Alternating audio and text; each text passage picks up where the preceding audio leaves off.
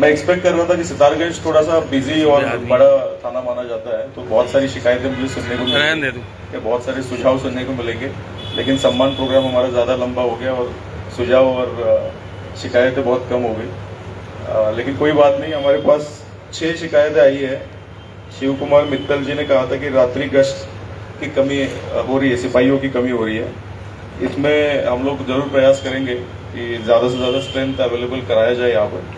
कुछ लोगों के ट्रांसफर्स भी यहाँ पे हो रखे हैं जो अभी ड्यू है, जो अभी यहाँ पर आमद नहीं हुई है, उनको जल्द से जल्द हम लोग करा के इसमें गश्त के जो स्थान है उसको निर्धारित करते हुए हम लोग कोशिश करेंगे कि पेट्रोलिंग चले।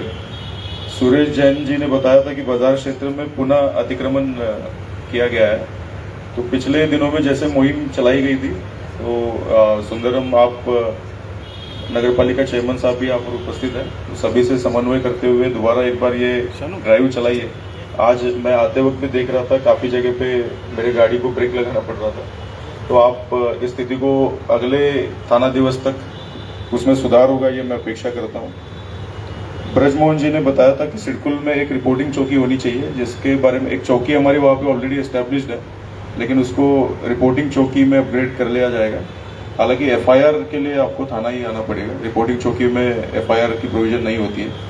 लेकिन हम लोग प्रयासरत है, अगर क्राइम और एलओ फ्रंट पे अगर इतनी ज़्यादा शिकायतें अगर है या फ्लोटिंग पॉपुलेशन उतना ज़्यादा है, तो हम लोग थाना का प्रस्ताव भी भेज सकते हैं, उसके बारे में भी हम लोग विचार करेंगे। सौरभ गुप्ता जी ने बताया था एक विरासतन फाइल आपकी पेंडिंग है, इनका नाम आप हेडक्वार्टर भिजवा दीजिएगा। अनिमा हल्दर, आपने बताया था शक्ति फार्म चौकी में कुछ बाहर के लोग बैठे रहते हैं, तो शक्ति फार्म चौकी इंचार्ज यहाँ पे अभी उपस्थित नहीं है, लेकिन उनको स्ट्रिक्टली बताइए बाहर के लोग या कोई भी दलाली करने वाले लोग थाना या चौकी के आसपास नहीं मिलने चाहिए। और पिछले दिनों भी एक शिकायत आई थी एक पर्टिकुलर इंडिविजुअल के बारे में, उसके बारे में भी अलर्ट कर दीजिए कि वो चौकी के आसपास नहीं दिखने चाहिए। और मैं सभी से ये अनुरोध करता हूँ कि हमारे थाना अध्यक्ष और चौकी इंचार्ज काफ़ी रिस्पॉन्सिबल अधिकारी है, उनको हम लोगों ने हर क्राइम मीटिंग में ये बताया है कि वो फर्स्ट हैंड सभी लोगों से शिकायत लेंगे, सभी लोगों से पर्सनली मिल के सुनवाई करेंगे। कोई थाने में जो भी सीनियर सब इंस्पेक्टर है वो खुद उनकी समस्या सुनेंगे। तो आप लोगों को भी अनुरोध है कि यहाँ पर किसी भी माध्यम से आने के बजाय आप सीधे अधिकारियों से संपर्क करें, अधिकारियों के पास अपनी शिकायत लेके जाए। बहुत बार ऐसा होता है कि थाने के बाहर कुछ लोग इस तरीके की गतिविधियां करते हैं जिसकी जानकारी थाना अध्यक्ष को भी नहीं होती है, और बहुत लोगों को गुमराह किया जाता है और एक प्रकार से ठगा जाता है। तो सभी यहाँ पर उपस्थित जितने भी लोग हैं और मीडिया बंधु हैं, उनके माध्यम से मैं यही कहना चाहूँगा कि यहाँ का हम लोग जो क्राइम मीटिंग देखते हैं, तो क्राइम मीटिंग में डेटा जब हम लोग देखते हैं, तो यहाँ का थाना अभी तक के सभी क्राइम मीटिंग्स में मैंने ये पाया है कि सितारगंज थाने में जितनी भी शिकायतें आ रही है वो रिसीव हो रही है प्रॉपरली। जो हमारा आगंतुक रजिस्टर होता है उसमें रिसीव भी हो रही है, और उसको मार्क करते हुए सभी सब इंस्पेक्टर्स को जांच के लिए, फर्दर जांच के लिए दिया भी जा रहा है। तो यहाँ की कार्यप्रणाली हमारे जनपद में सबसे उत्कृष्ट है। तो आप लोगों को ये सोचने की ज़रूरत नहीं है कि मैं किसी के माध्यम से जाऊँगा तभी मेरी सुनवाई होगी। और ये जो कार्यप्रणाली थी उसको हमने पिछले कुछ दिनों में बदलाव भी किया है। किसी के माध्यम से कोई भी शिकायत करता यहाँ पे आने की आवश्यकता नहीं है। मीनाक्षी मंडल, आपने बताया था कि शक्ति फार्म में नाबालिग बच्चियों के विवाह के संबंध में आपने एक शिकायत की थी, तो इसमें आप ड्राइव चलवा के एक तो अवेयरनेस, सबसे पहले अवेयरनेस करवाइएगा। रूरल एरिया बहुत ज़्यादा है और आई थिंक बंगाली पॉपुलेशन वहाँ पे बहुत ज़्यादा रहता है शक्ति फार्म क्षेत्र में, तो अवेयरनेस की कमी हो सकती है। तो उसके दृष्टिगत महिला सब इंस्पेक्टर के नेतृत्व में एक टीम का गठन करके आप वहाँ पे लगातार अगले 1-2 हफ्ते में अवेयरनेस प्रोग्राम चलाइए और महिला संबंधी कानूनों के बारे में भी जानकारी दीजिए। और जो भी चाइल्ड मैरिजेस की तरफ जा रहा है या जो प्रकरण है उसके संबंध में हमें तुरंत इन्फॉर्मेशन मिले और उसको प्रिवेंट किया जाए, इसके दृष्टि से आप कोशिश करिए। इसके अलावा सितारगंज क्षेत्र, क्योंकि हमारा यहाँ पर बंगाली पॉपुलेशन भी है, सिख पॉपुलेशन भी है, पहाड़ी पॉपुलेशन भी है, हर तरीके का मैं बोलूँगा कि एक उधम सिंह नगर जिले का मिनिएचर थाना बोल सकते हैं। तो ये काफ़ी अलग अलग तरीके की समस्याएं यहाँ पर आती है। ट्रैफिक से हो गया, नशे की हो गई, या क्राइम अगेंस्ट वीमेन की हो गई, हमारा ये हमेशा प्रयास रहता है कि ज़्यादा से ज़्यादा लोगों को जस्टिस दिलाया जाए, ज़्यादा से ज़्यादा त्वरित शिकायतों का निस्तारण हो और हमारा रिस्पांस जो है वो प्रॉम्प्ट रहे।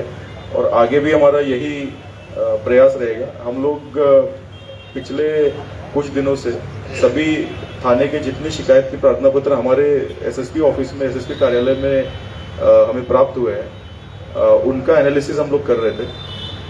तो उसमें बड़ा थाना होने के बावजूद यहाँ से कम शिकायती प्रार्थना पत्र मेरे ऑफिस में प्राप्त हुए हैं। उसका मतलब यह है कि जब थाना लेवल पे या सीओ लेवल पे ज़्यादा से ज़्यादा शिकायतकर्ता अटेंड होते हैं तो एसएसपी कार्यालय में कम शिकायत प्राप्त होता है। ऐसा मैं एक पॉजिटिव इसमें सकारात्मकता ढूंढ रहा हूँ। लेकिन फिर भी लगभग 500 के करीब शिकायती प्रार्थना पत्र हमें प्राप्त हुए थे पिछले 6 महीने में, जिसको हमने एआई के माध्यम से हर थाने के लिए हमने एनालिसिस भी किया था। तो मैक्सिमम जो क्राइम हेड्स थे उसमें ये पाया गया कि इंडस्ट्रियल बेल्ट होने की वजह से और ज़मीनों के डिस्प्यूट्स या फैमिली डिस्प्यूट्स और लड़ाई झगड़े की शिकायतें और जो आर्म्स एक्ट के जो तमंचे वगैरह लहराना या उसका यूज़ करते हुए धमकाना, इस तरीके की शिकायती प्रार्थना पत्र बहुत ज़्यादा संख्या में पाए गए थे इस क्षेत्र से। तो उसको हम लोग प्रॉपरली एड्रेस करने का प्रयास अगले कुछ दिनों में करेंगे। और मैं अपेक्षा करता हूं कि जैसा सहयोग हमें नगर पालिका और अन्य जनप्रतिनिधियों द्वारा दिया गया है और इस थाने का सौंदर्यीकरण और सुशोभीकरण किया गया है, उसमें हमें अपेक्षित सहयोग आगे भी मिलता रहेगा।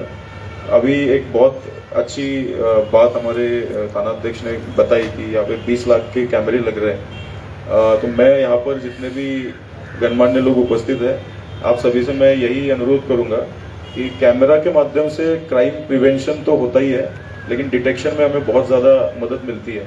तो जो भी संस्थान है, सिडकुल एसोसिएशन भी यहाँ पे उपस्थित है, व्यापार मंडल भी है, तो आप लोगों से ये अनुरोध है कि आपके जहाँ जहाँ पर पॉसिबल है, जहाँ जहाँ पर चोरियों की घटना पहले हो रखी है, ऐसे प्लेसेस चिन्हित करके हम लोग आपको बता देंगे। वहाँ पर आपके सहयोग से अगर कैमराज लग जाए और उसका रेगुलर मेंटेनेंस भी होता रहे, एनुअल मेंटेनेंस जो होता है वो भी होता रहे, तो हमारे क्राइम वर्क में और क्राइम डिटेक्शन में हमें काफ़ी हेल्प मिलेगी।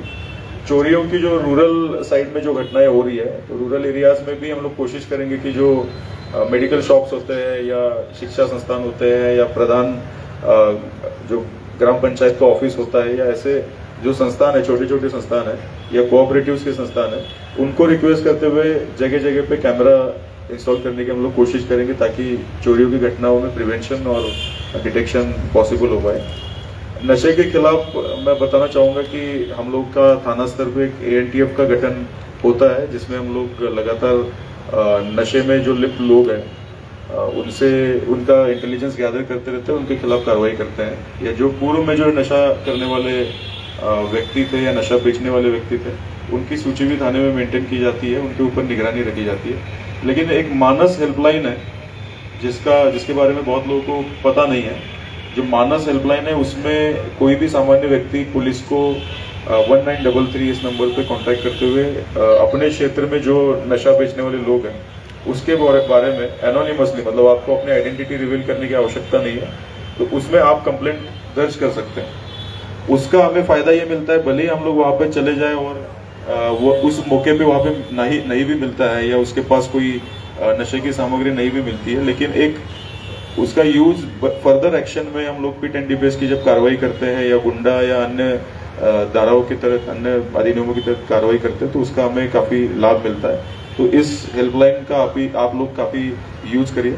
आपके क्षेत्र में अगर कच्ची शराब बेची जा रही है या स्मैक का प्रॉब्लम है, तो वो ज़रूर जो भी यहाँ पर जनप्रतिनिधि उपस्थित है वो लोग उसका यूज करें। साइबर फ्रॉड के बारे में, क्योंकि ये प्रिवेलेंट है सभी जनपद में, सभी थाना क्षेत्रों में साइबर फ्रॉड बहुत लोगों के साथ हो रहा है, जिसमें डिजिटल अरेस्ट नाम का एक आपने अभी रिसेंटली सुना होगा जो मोडस ऑपरेंडी है, जिसमें ये बताया जाता है कि आपके खिलाफ कोई कार्रवाई या इंक्वायरी पेंडिंग है और आपको जो है डिजिटली अरेस्ट किया जाता है। तो डिजिटल अरेस्ट नाम का कोई किसी भी तरीके का वैधानिक बेसिस नहीं है, डिजिटल अरेस्ट पुलिस कभी भी नहीं करती है। और हमारे फियर का, हमारे लोग का, खास करके व्यापार मंडल के जितने भी लोग हैं ये प्रॉब्लम बहुत जगह पे देखी गई है कि टेलीग्राम के माध्यम से बहुत सारे ग्रुप क्रिएट किए जाते हैं और उसमें इन्वेस्टमेंट के लिए लालच दिखाया जाता है और बाद में फिर इन्वेस्टमेंट का ग्रुप जो बना हुआ होता है वो ग्रुप ही नॉन एग्जिस्टेंस हो जाता है और जो कैश में जो पैसा लिया गया है वो पैसा ठगा जाता है। तो बाद में आपके पास कोई कैश रिसीट का या किसी भी तरीके का कोई एविडेंसेस नहीं होते और वो पैसे रिकवर नहीं हो पाते।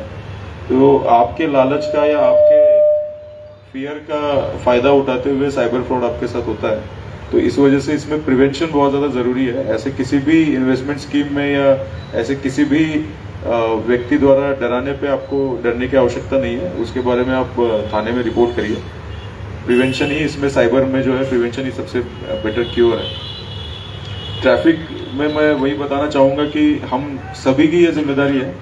बहुत बार ये होता है कि हम लोग इंडिया में एक थोड़ा सा टेंडेंसी ये है कि हम लोग स्ट्रीट शॉपिंग बहुत ज़्यादा करते हैं, दुकान के बाहर गाड़ी लगाते हैं। जब ट्रैफिक पुलिस वाला आदमी आता है तो हम लोग कहते हैं कि भाई मैं 2 मिनट के लिए अंदर गया था, मैं बस ATM में गया था। और फिर नो पार्किंग का जब चालान करने में आ जाता है तो लोग फिर बहुत ज़्यादा उसको लेकर नाराज़ रहते हैं। तो ये हम सभी की जिम्मेदारी है। जहाँ पे नियोजित पार्किंग स्थल है वहीं पे अगर गाड़ी हम लोग लगाएंगे और सभी ट्रैफिक नियमों का पालन करेंगे तो हम सभी के हित में है। हमें भी एनफोर्समेंट की कार्रवाई मिनिमम रखनी पड़ेगी अगर हम लोग ट्रैफिक नियमों का पालन करेंगे। एक जो मैंने चीज़ ऑब्जर्व की है, यहाँ पर काफ़ी ज़्यादा संख्या में किसान हैं, फार्मर्स हैं, जिनका बड़े बड़े ट्रैक्टर्स और ट्रॉलीज है। तो बहुत बार उनके द्वारा भी नो पार्किंग एरिया में गाड़ी लगाना या रॉन्ग लेन में गाड़ी चलाना, अपोजिट लेन में गाड़ी चलाना, इस तरीके की चीज़ें होती है। उसके खिलाफ भी हम लोग सख्ती से कार्रवाई कर रहे हैं। एक जो मेजर इशू सितारगंज थाने में पिछले कुछ दिनों में देखा गया है वो रोड एक्सीडेंट्स का है और उसका कारण ओवर स्पीडिंग, क्योंकि हाईवे हमारे यहाँ पर बहुत ज़्यादा है। तो हाईवे में ओवर स्पीडिंग है, नशे में गाड़ी चलाना है और अपोजिट डायरेक्शन में रॉन्ग लेन में गाड़ी चलाना है। तो इसके ऊपर हम लोग सख्ती से कार्रवाई कर रहे हैं और आगे अभी कल ही हमारी क्राइम मीटिंग हुई थी, उसमें हम लोगों ने निर्देशित किया था कि इसमें और ज़्यादा सख्ती से कार्रवाई होगी। अल्कोमीटर से भी जांच की जाएगी जो नशे में गाड़ी चलाने वाले ड्राइवर्स हैं उनके खिलाफ। लेकिन आप सभी से अनुरोध है कि अपने दोस्तों को, रिश्तेदारों को, अपने जानने वालों को, सभी को आप ये ट्रैफिक नियमों के बारे में ज़रूर बताएं, क्योंकि ये एक मेजर समस्या बनती जा रही है। पिछले 5 महीनों में हमारे उधम सिंह नगर जनपद में रोड्स में कम से कम 160 डेथ्स हुई, फैटल एक्सीडेंट्स हुए हैं। तो इस वजह से आप सभी से अनुरोध है कि ट्रैफिक नियमों का आप सब लोग पालन करेंगे। और मैं चाहूँगा कि आगे भी इसी तरीके से हम लोग थाना दिवस ऑर्गेनाइज करते रहे और ज़्यादा से ज़्यादा समस्या और सुझाव आए मेरे पास। आज तो बहुत कम आए, लेकिन मैं कोशिश करूँगा नेक्स्ट टाइम जब आएंगे तो आप लोग ज़्यादा से ज़्यादा अपने सुझाव और समस्या लेकर यहाँ पर उपस्थित है। और अभी आज इस थाना दिवस के ऑर्गेनाइजेशन के लिए मैं अपनी पूरी सितारगंज थाने की टीम, CO सितारगंज और SP रुद्रपुर तथा यहाँ पर उपस्थित सभी जनमान्य जनप्रतिनिधिगणों का बहुत बहुत धन्यवाद देता हूँ। Thank you very much. जय हिंद।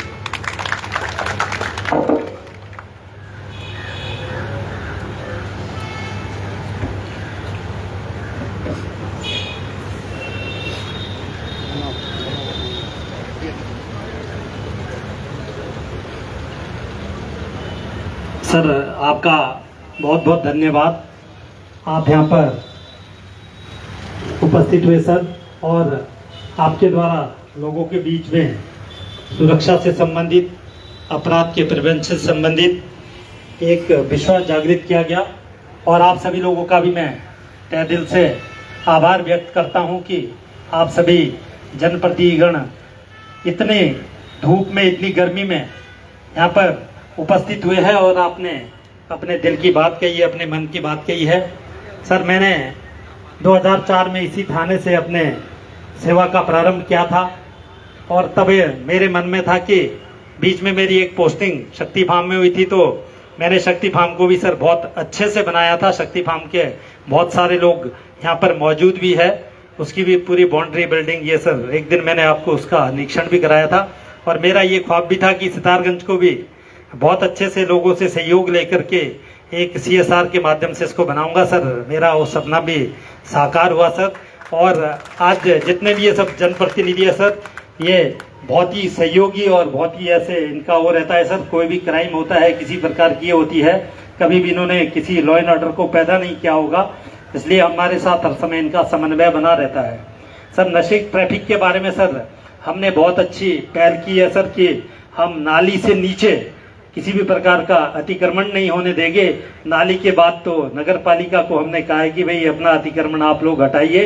तो मोस्टली अतिक्रमण सर नाली से ऊपर है जो स्टैटिक है, लेकिन कुछ ठेली वाले लोग जो 15-20 लोग हैं जो इस बात का फायदा उठाते हैं कि हम तो चलता फिरता ठेली चलाते हैं, उनको लगातार हम लोग चालान भी करते रहते सर। 81 पुलिस एक्ट में काफी अच्छा हम लोगों ने चालान किया है।